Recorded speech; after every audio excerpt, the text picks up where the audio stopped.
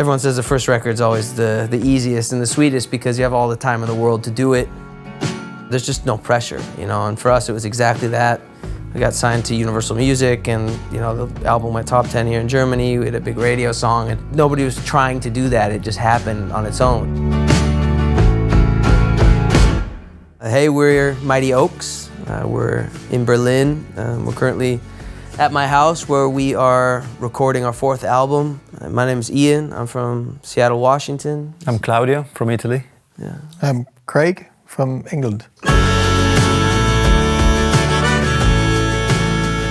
So like once we released our first album, you know, then we had a record deal and then we had a budget to do the next album in a potentially different, more advanced setting. And so we've definitely tried out, you know, all ends of this recording industry spectrum. You know, like we went to a beautiful studio in Bear Creek Studios, just outside of Seattle, Washington, you know, just full of vintage gear, tons of amps, all these vintage drum kits, and you know, it's like an analog recording dream there. With our 3rd album, we worked in a smaller studio here in Berlin with the 3rd producer we've worked with, and he's the guy actually who introduced us to the L22, and that's shaped now our approach to how we're going about recording ourselves for the 4th album.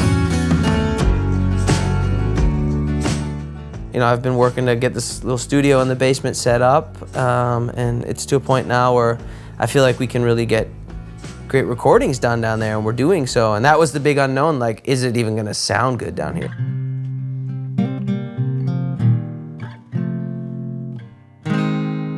Okay, that's it. Technology is so much more advanced these days that you can do so much at home or in a small studio.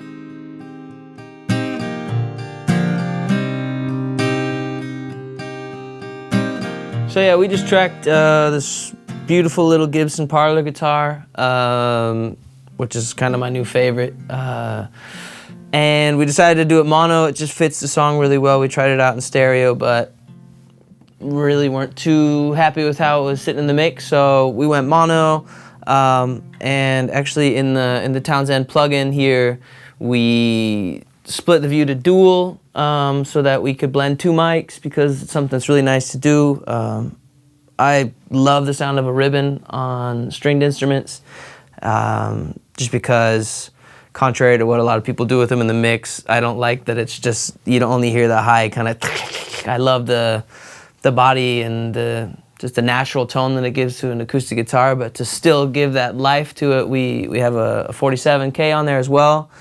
And it's just a really beautiful hybrid recording solution for an acoustic guitar that you know, you'd go into debt for if you were trying to buy the original mic. So yeah, 4038 blended with a 47. We've got a 1073 Unison plugin dropped on there. We're usually going back and forth between a 1073 and a 610B, just because they give the most kind of, I don't know, vintage sound, if you will, kind of authentic tone that we like in our music. The 610B was a little bit muddy on the guitar. That probably has something to do with a tube combined with the 4038 ribbon on it as well, but the 1073 sounds really good. You can get a lot of gain out of it, and yeah, it sounds great.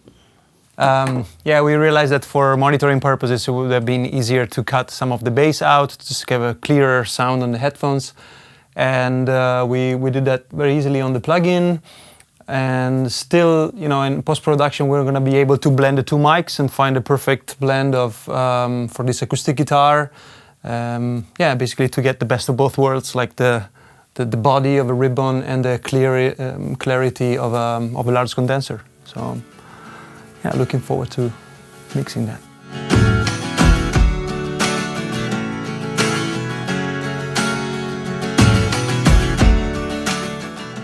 My main challenge for having this home studio was having like a workhorse microphone that I could rely on. You know, that was my main challenge, is being like, okay, you know, I had different microphones that I bought and got rid of, and you know, from cheap to expensive, and they were good at one thing, but I couldn't really use them for more than one thing. And I love the idea of having a cabinet of microphones downstairs that's worth $100,000 or whatever, but that's just completely unrealistic for me. You know, my wife would kill me. It's just not. It's not happening. You know, I don't have a studio that warrants such investment. And this microphone is good on everything. It's exactly what I need, you know, to make music.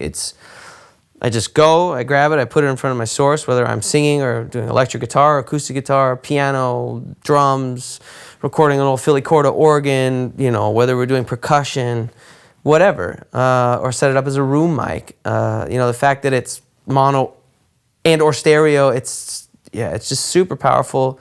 It makes everything move forward quickly, which is, you know, if you're a songwriter, there's a certain timeline that you have, like where magic happens, and if you kind of dig into something for too long and get stuck on like the technical side of trying to make a recording sound and which mic and the placement and this and that and the other, like, then you lose the magic of that moment, and that's what we always are trying to avoid. Like, we just want things to happen quickly. When you have an idea, like, get it down, make sure it sounds good, and then you can play with it later, you know, in your DAW, and it's like, yeah, it's exactly what we need to make music.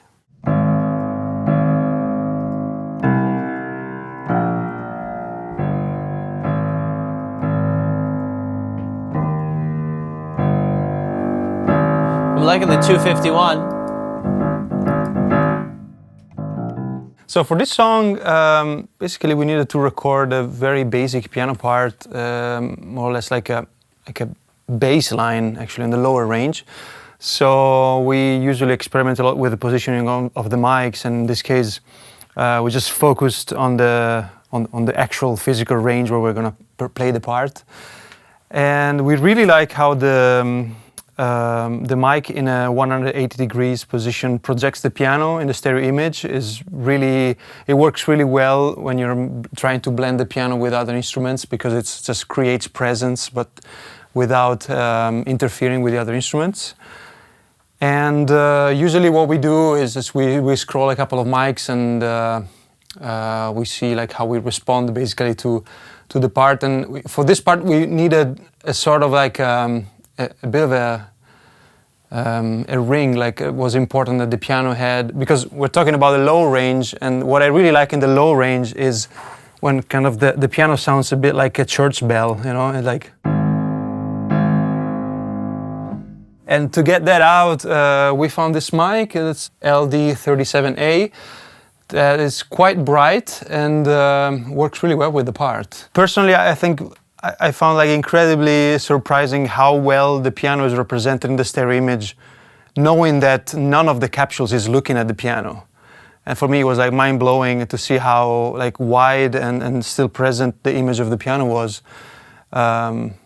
Because I'm used to the typical like two mics facing the piano, and I was, yeah. But that's again one of these beauties of having something like that. It's like something that your logical brain would say, if you're trying to record, you point something at it, but you have the chance to say, well, let's try. Yeah, it's like one of these things where you maybe yeah. try it out and you're like, well, that sounds actually really good. So you can. You're more like a listener, like actually a player perspective, because I mean the capsule are pointing left and right like your ears, and it's really comfortable when you hear the mic while playing. It's yeah, I find it very inspiring.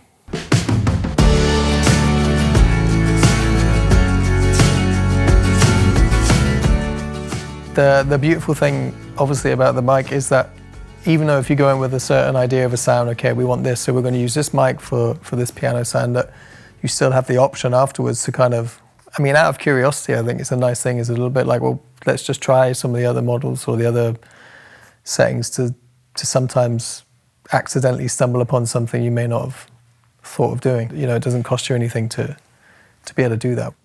You know, it's like non-commitment could potentially be the death to good music, but I feel like, you know, being open and being willing to experiment with microphones that people would probably think are silly on certain sources can sometimes be exactly what you need, you know? It's like Craig said, it doesn't cost anything. You know, we're here, if if the technology allows you to try different things out, like why would you not do that? All it can do is help you. And if you realize that it's not helping you, you just revert back to what you know is going to sound good and what's worked for you in the past. And so, yeah, it's a lot of fun. And also to generate different sounds. Like we have 2 pianos here. If we always had the same mic on, just, you know, we usually are recording downstairs in the studio, like if we just always the same mic, the piano sound's always gonna be the same on the album. You know, if we wanna have it sound a bit different, you know, you can throw a completely different mic on there and it's gonna sound different. It'll sit differently in a mix, it'll be featured differently in a song, and that's cool to do. Having the plug-in on with no latency and you can hear it in stereo or in mono, like that obviously makes it a lot easier to record, a lot more inspiring too, because you're getting the sound of that mic in your ears.